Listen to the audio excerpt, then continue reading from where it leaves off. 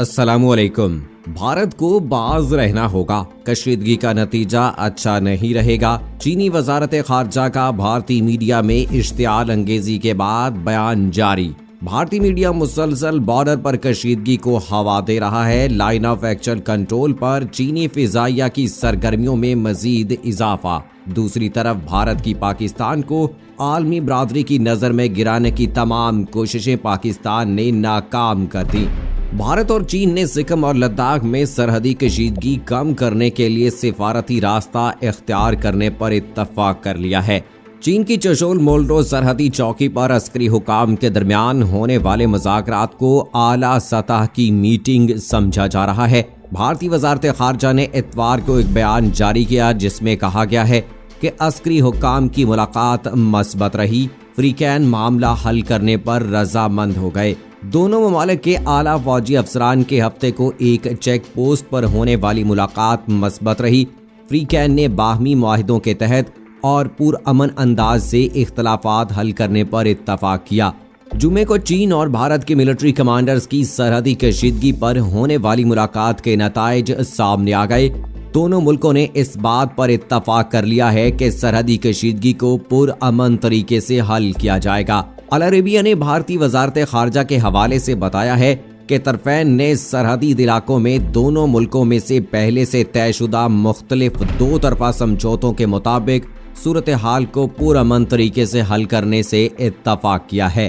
Indian وزارت خارجہ کے مطابق بھارت اور چین کے کمانڈروں نے دنیا کی آبادی کے لحاظ سے دو بڑی اقوام کے درمیان دو طرفہ تعلقات کے لیے جلد حل کی ضرورت پر زور دیا ہے۔ دونوں ملکوں کے فوجی کمانڈروں کے درمیان سرحدی علاقے میں حالیہ جھڑپوں کے بعد چوشل مولڈو کے علاقے میں یہ پہلی ملاقات ہے اور سکم میں جھڑپوں کے بعد اعلیٰ سطح پر یہ پہلا رابطہ ہے۔ بھارتی بیان کے مطابق طرفین سرحدی علاقوں میں صورتحال اور امن و سلامتی کو یقینی بنانے کے لیے فوجی اور سفارتی روابط جاری رکھیں گے۔ بھارت کی جانب سے ایک بیان میں کہا گیا ہے کہ ہندوستانی اور چینی فوجی کمانڈروں نے وزیر اعظم نریندر مودی اور صدر شی جن پنگ کے درمیان حالیہ برسوں میں طے پانے والے دو طرفہ معاہدوں کے تحت مشرقی لداخ میں موجودہ سرحدی مسئلے کو پرامن طور پر حل کرنے پر اتفاق کیا ہے۔ ڈان اخبار کی رپورٹ کے مطابق بھارتی وزارت امور خارجہ نے یاد دلایا ہے کہ حالیہ ہفتوں میں بھارت اور چین نے سرحد کے اطراف کے علاقوں کی صورتحال سے نمٹنے کے لیے قائم سفارتی اور فوجی چینلز کو اپنایا تھا۔ بیان میں کہا گیا ہے کہ لیہ میں مقیم بھارتی کور کمانڈر اور چینی کمانڈر کے درمیان 6 جون کو چشول مولڈو خطے میں ایک اجلاس ہوا۔ دونوں فریقین نے مختلف دو طرفہ معاہدوں کے مطابق سرحدی علاقوں کو تنازع کو پرامن طور پر حل کرنے پر اتفاق کیا اور رہنماؤں کے درمیان معاہدے کو مد نظر رکھتے ہوئے دو طرفہ تعلقات کی مجموعی ترقی کے لیے بھارت چین سرحدی خطوں میں امن کی ضرورت پر اتفاق کیا۔ دوسری جانب چین کی وزارت خارجہ کے ترجمان کا کہنا تھا کہ چین اپنی علاقائی خود مختاری کے تحفظ سمیت اپنے اور بھارت کے سرحدی علاقوں میں امن اور استحکام قائم کرنے کے لیے پرعزم ہے۔ مشرقی لداخ میں جاری مسائل کو حل کرنے کی کوششوں کے درمیان ہی چینی فوج نے لائن آف ایکچوئل کنٹرول کے اطراف اپنے ہیلی کاپٹروں کی سرگرمیوں میں اضافہ کیا ہے۔ LAC کی طرف چین کی جانب سے گزشتہ 7 سے 8 دنوں میں چینی ہیلی کاپٹروں کی سرگرمی نمایاں حد تک بڑھ چکی ہے۔ ذرائع نے بتایا ہے کہ اس کی وجہ LAC کے ساتھ ساتھ مختلف مقامات پر تعینات اپنے فوجیوں کو مدد فراہم کرنا ہو سکتی ہے۔ ذرائع کا کہنا ہے کہ وہاں کام کرنے والے چینی ہیلی کاپٹر کے بیڑے میں Mi-17 اور ان کے مقامی میڈیم لفٹ ہیلی کاپٹر دونوں شامل ہیں۔ پچھلے کچھ مہینوں میں چین گلوان کے علاقے سمیت مشرقی لداخ سیکٹر میں ہندوستانی مقامات کے گرد اڑانے کے لیے بڑے پیمانے پر ہیلی کاپٹروں کا استعمال کر رہا ہے۔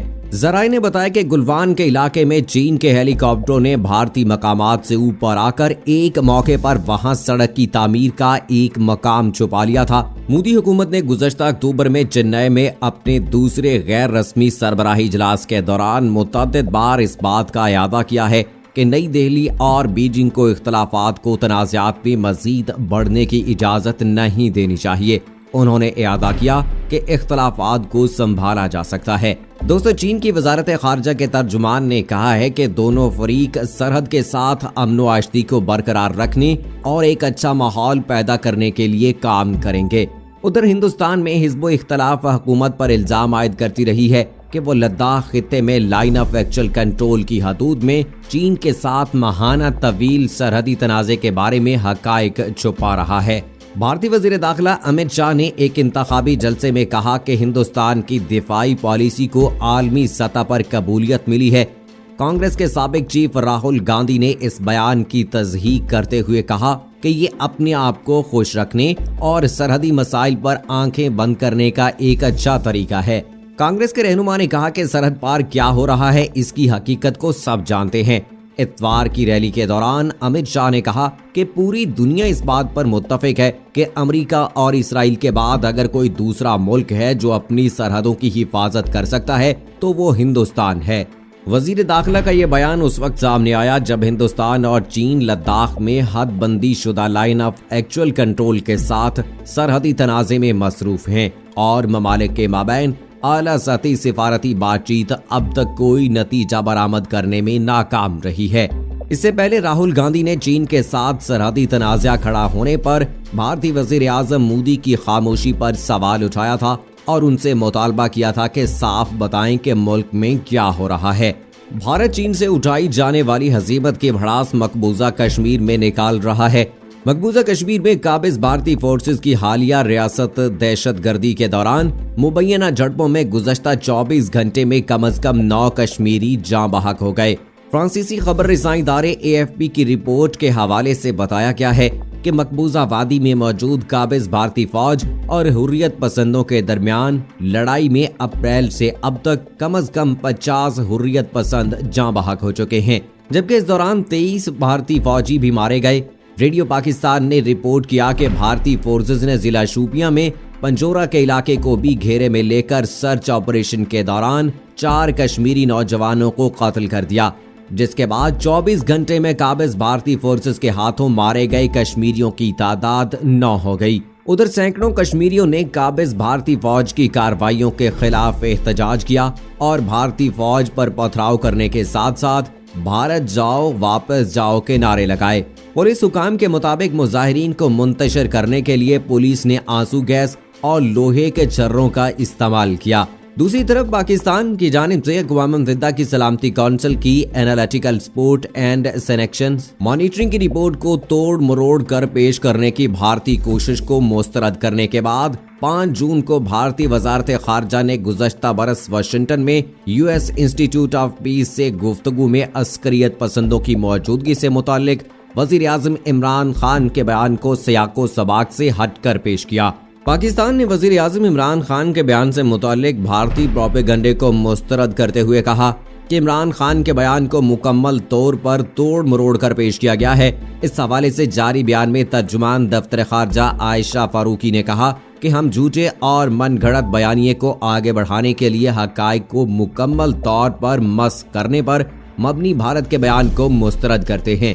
یہ گھناؤنی کوشش قابل مذمت ہے۔ دفتر خارجہ سے جاری بیان کے مطابق بھارتی وزارت خارجہ کا 5 جون 2020 کا بیان مقبوضہ کشمیر میں بھارتی ریاستی دہشت گردی اور کشمیریوں کے خلاف جاری جرائم سے عالمی برادری کی توجہ ہٹانے کی مہم کا حصہ ہے۔ بیان میں کہا گیا ہے کہ پاکستان دہشت گردی کا شکار رہا ہے، جس میں سرحد پار سے ہمارے لوگوں کے خلاف کی جانے والی دہشت گردی شامل ہے۔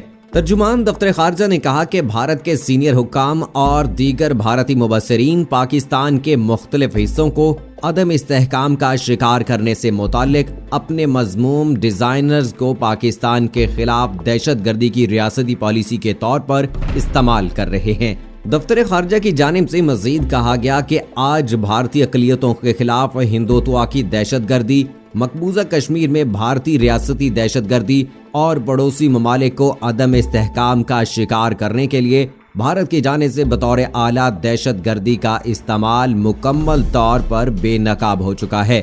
भारत अपने पाकिस्तान मुखालिफ बयान को फरोग देने के लिए अक़वाम मुत्तहिदा की सलामती कौंसिल की analytical support and signature monitoring की रिपोर्ट को तोड़ मरोड़ कर पेश करने की कोशिश कर रहा है। हमें यकीन है कि आलमी बरादरी को गुमराह नहीं किया जाएगा। दोस्तों, इस बात से तो सभी लोग वाकिफ हैं कि जिस तरह से कश्मीरियों पर भारत ने जुल्म सितम किया है, उनकी जिंदगी को अजीरन बनाया है और पूरी आलम दुनिया को ये बताने की कोशिश की जा रही है कि वहाँ पर दहशत गर्द छुपे हैं और वहाँ की जितनी भी तंजीमें हैं वो दहशत गर्दी कर रही हैं, हालांकि इसका हकीकत से दूर दूर तक कोई ताल्लुक नहीं है। तो अब वक्त आन पहुंचा है कि पाकिस्तान को और पूरी उम्मत मुसलमा को मुत्तहिद होकर कश्मीरियों का साथ निभाना है और उन पर ढाए जाने वाले जालिम जो लोग हैं, उन पर जुल्म ढा रहे हैं, उनका हाथ रोकने का वक्त आ चुका है। सो दोस्तों, हम उम्मीद करते हैं कि इंशाअल्लाह बहुत जल्द कश्मीर आज़ाद हो जाएगा, इंशाअल्लाह।